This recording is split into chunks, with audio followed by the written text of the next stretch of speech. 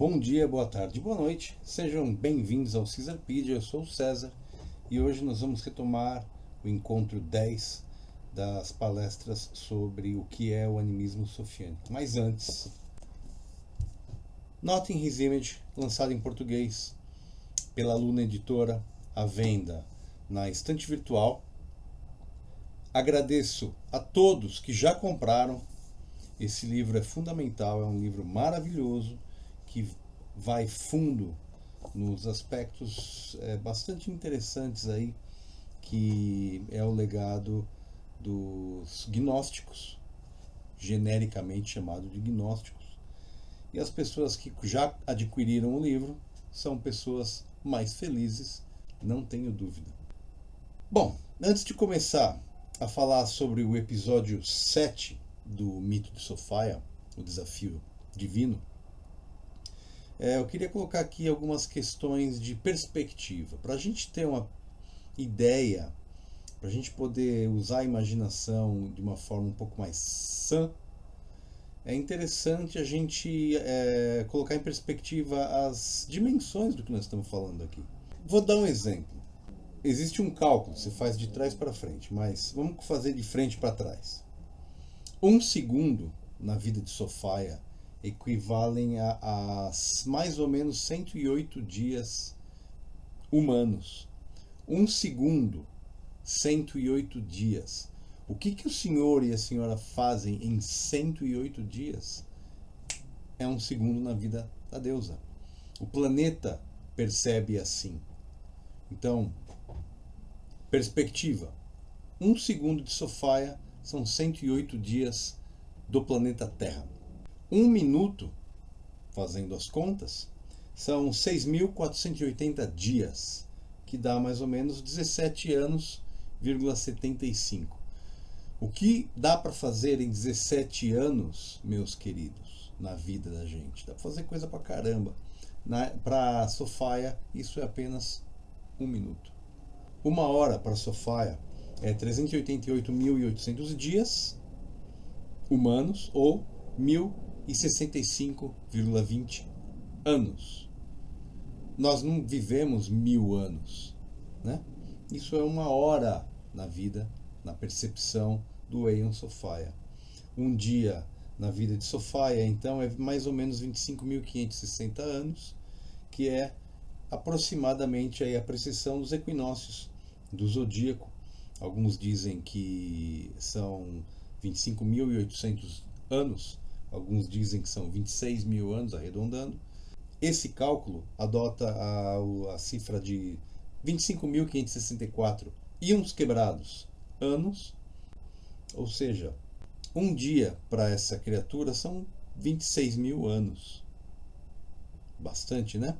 Então, quando a gente pensa em existência humana e existência de uma criatura do tipo Aeon Sophia, nós estamos falando dessa escala. E nós estamos aí na era de peixes, ladeira abaixo, né, assistindo Kali Yuga no streaming, no conforto dos nossos sofás, e a maioria absoluta das pessoas nem sabe o que está assistindo. Alguns dizem que a era de Aquário está aí, virando a esquina. Alguns dizem que ainda faltam aí uns 200 anos.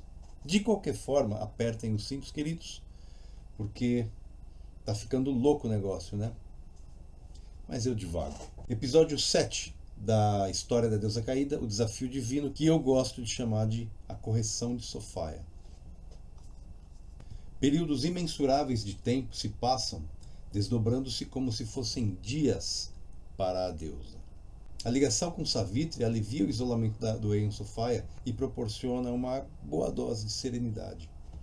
O segundo lar dos Archons está pronto, eles não enchem mais o saco de Sophia. O Sol recém-nascido, Savitri, se instala numa órbita ao longo do limite da zona de Porto, como se estivesse navegando dentro de um recife de pérolas derretidas.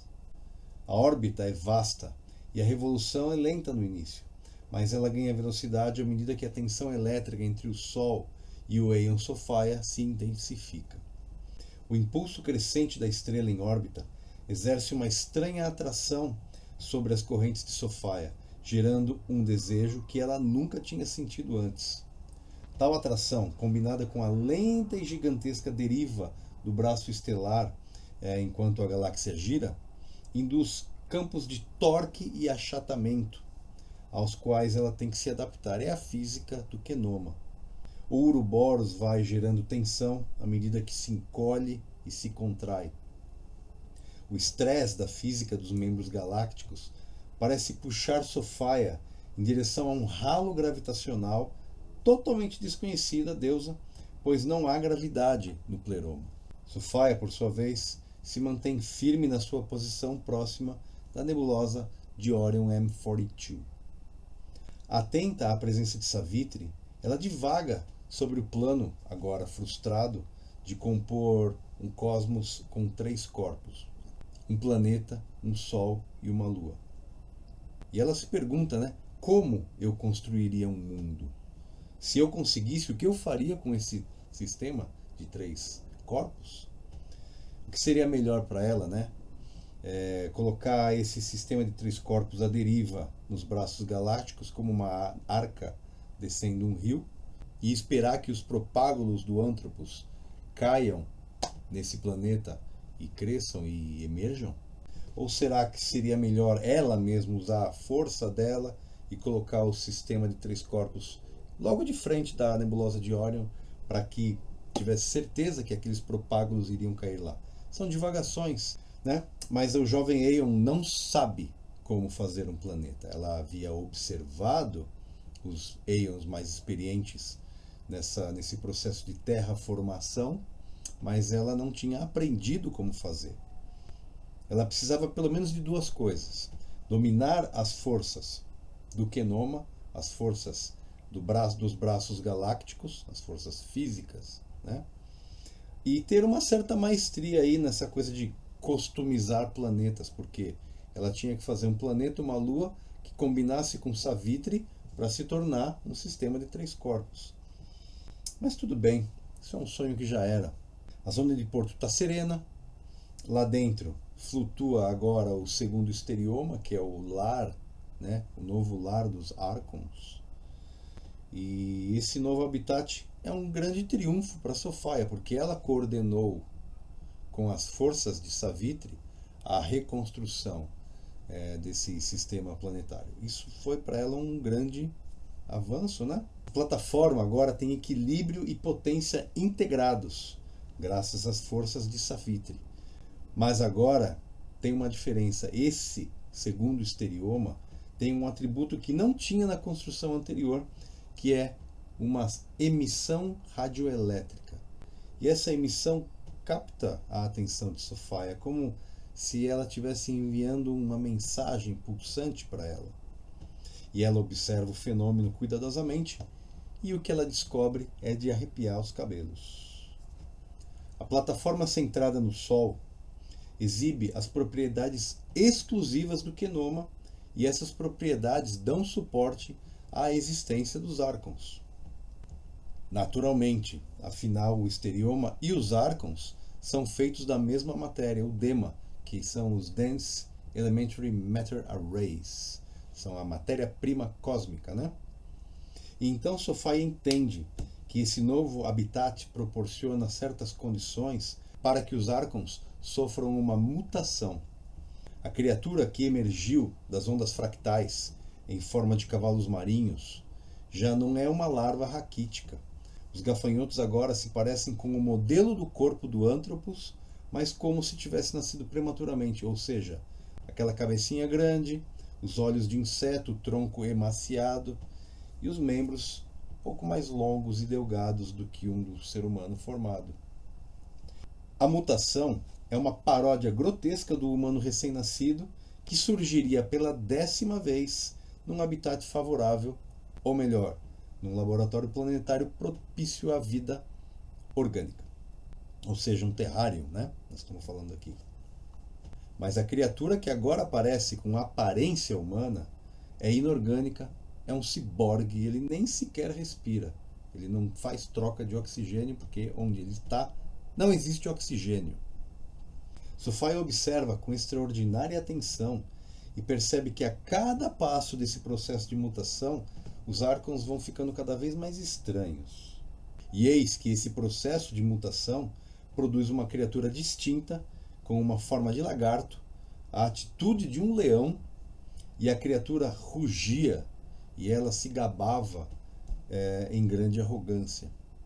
Sofaia vê o chefe dos Arcons sentado no hexágono de Saturno, o lugar que ele escolheu para ser o seu trono. O monstro concentra a emissão radioelétrica num feixe em forma de agulha, que percorre o grande círculo da zona de Porto. Faltam-lhe os olhos, faltam-lhe os órgãos orgânicos dos olhos para ver. Portanto, esses olhos eletrônicos, esses olhos eletromagnéticos, eles varrem como um scanner toda a região dentro do Uroboros de Sofaia.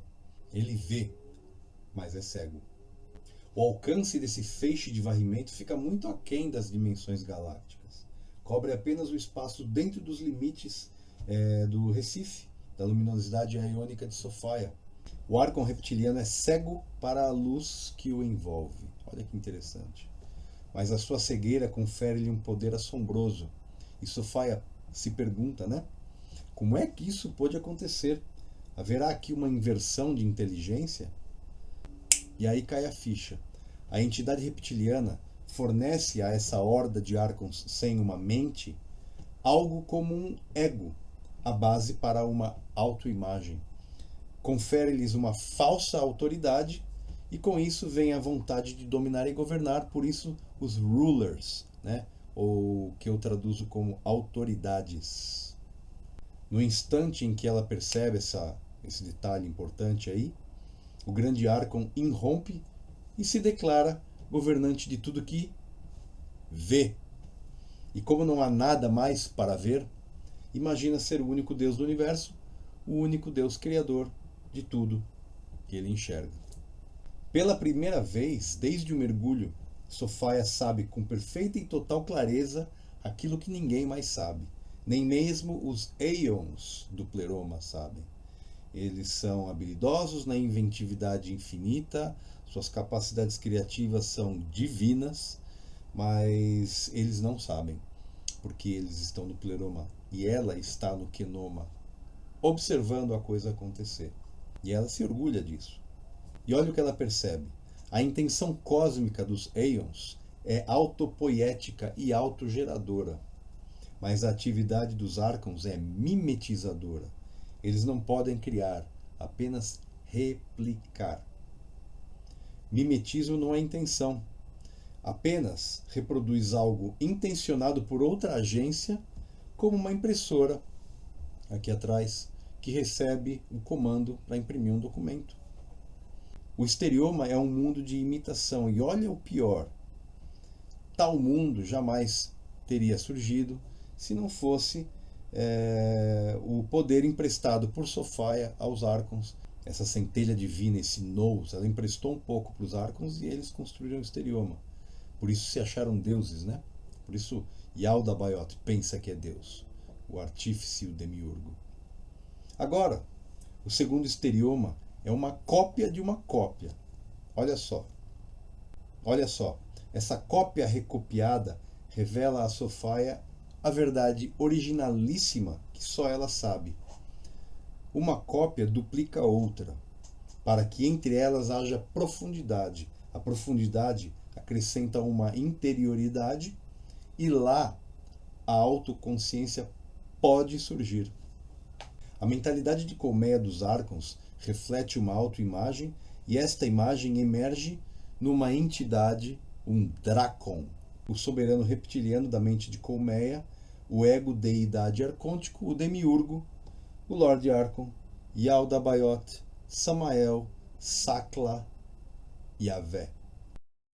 Tendo Saturno como trono, Yaldabaoth supervisiona, ou seja, ele escaneia o espaço escuro dentro dos limites do anel serpentino de Sofaia, tomando para si tudo que vê.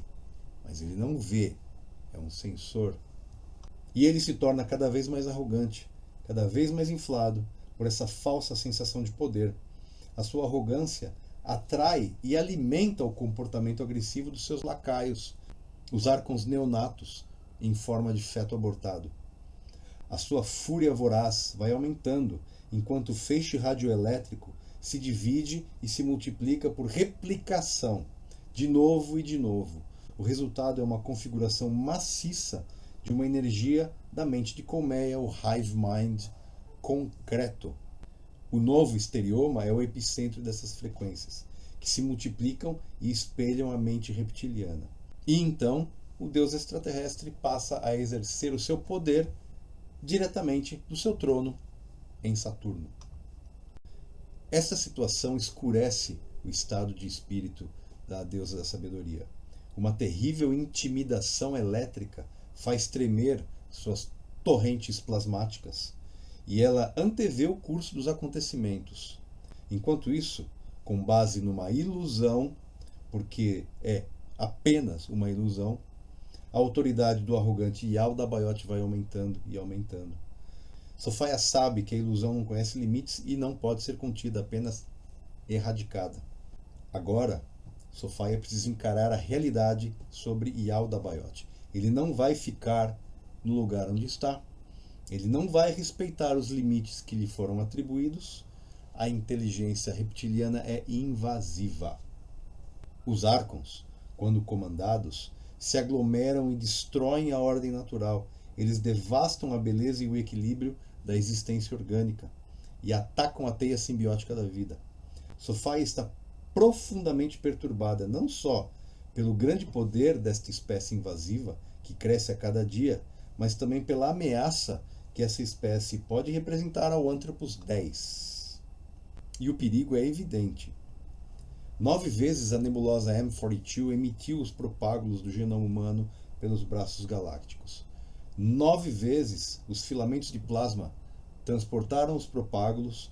9 vezes eles caíram num bom terrarium, emergiram e, no fim, se destruíram. A próxima estirpe do Anthropus corre agora um novo perigo. Os Archons podem destruí-la.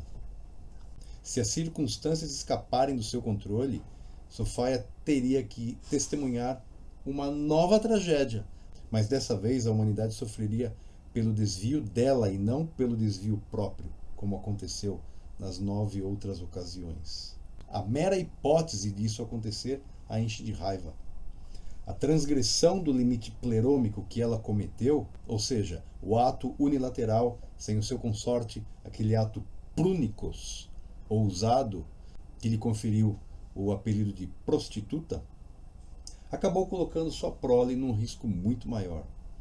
A deusa pensa: não, Yaldabaoth não vai observar os seus limites. E se o enxame de Archons invadisse o habitat desse novo Anthropus, o Anthropus 10? Sua raiva chega ao limite. Ela ainda não sabe como evitar aí o problema, mas algo como um instinto maternal a obriga a reagir das profundezas do seu poder aiônico. E a deusa então decide realizar um ato de desafio divino, e ela foca a força total da sua pronoia diretamente para Yaldabaoth, o deus cego. E ela fala com voz articulada, e as suas palavras ecoam por toda a galáxia, chegando até o pleroma. Veja só.